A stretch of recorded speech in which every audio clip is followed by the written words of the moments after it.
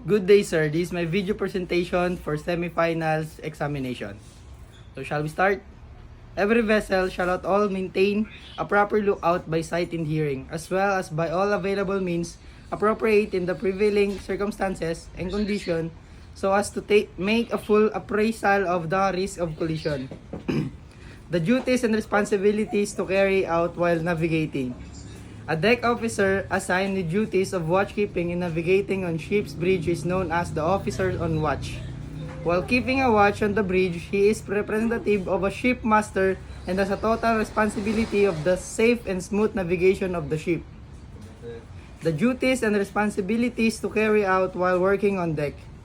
The deck crew is in charge with the vessel navigation, watchkeeping, maintaining the ship hull, cargo gear, and accommodation, taking care of the ship life, saving and firefighting appliances.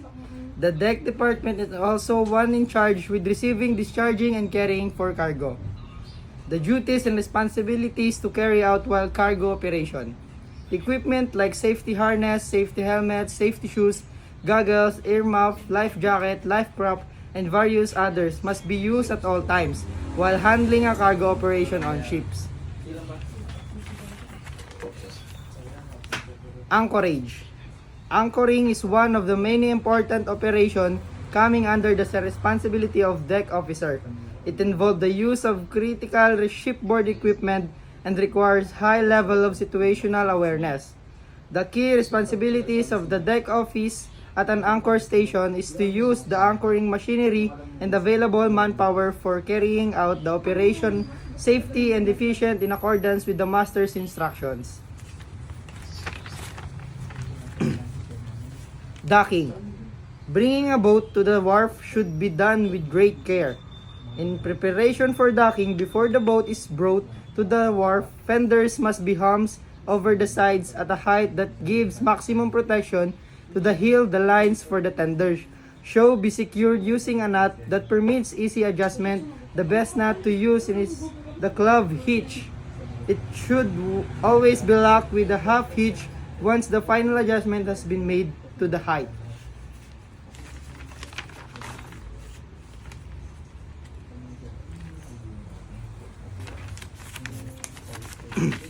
Undocking. Undocking means the reverse process to bring the vessel out of the dry dock, duty flooding dry dock, and pulling the vessel out of duty dock. The docking and undocking of ship is described as a boat steered by pushing the stern in the opposite direction from that in which the bow is required to go. An attempt to undock by turning the rudder away from the dock and engaging toward gear simply swings the stern against the dock.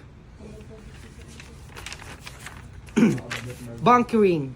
In the ship industry, the word bunker is used for fuel and lube oils, which are stored on the ship and used for machinery operation only. If a vessel is carrying marine fuel or lube oil to discharge it to another port, it will not be called bunker.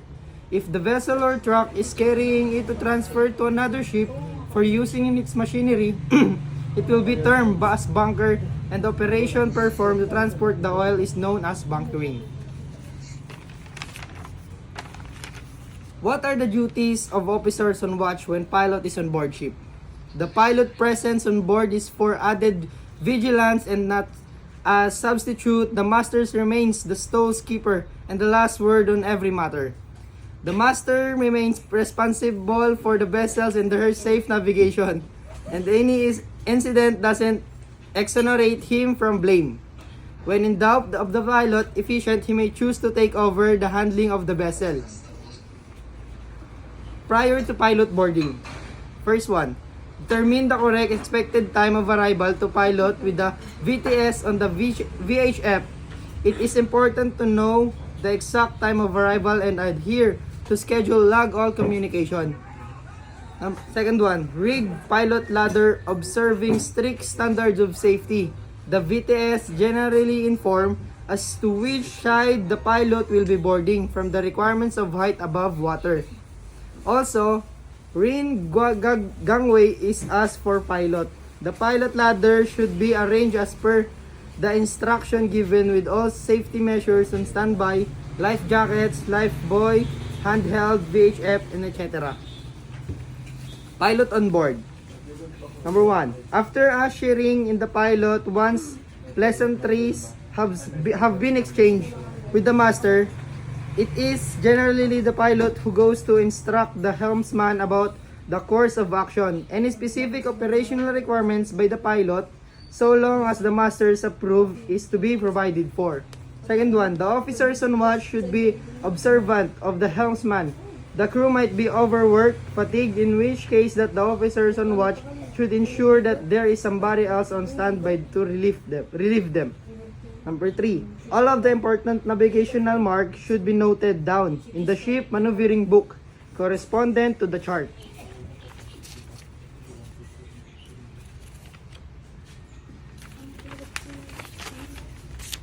Number 4, ensure that the pilot duly signed all the required forms. Needless to say, it is also required to get the master's signature on all of them. Pilot away. As a matter of extending courtesy, the pilot is ushered out as he ushered in. Once the forms are signed and all the other papers work has been completed, the officers on watch should ensure the pilot exists safely.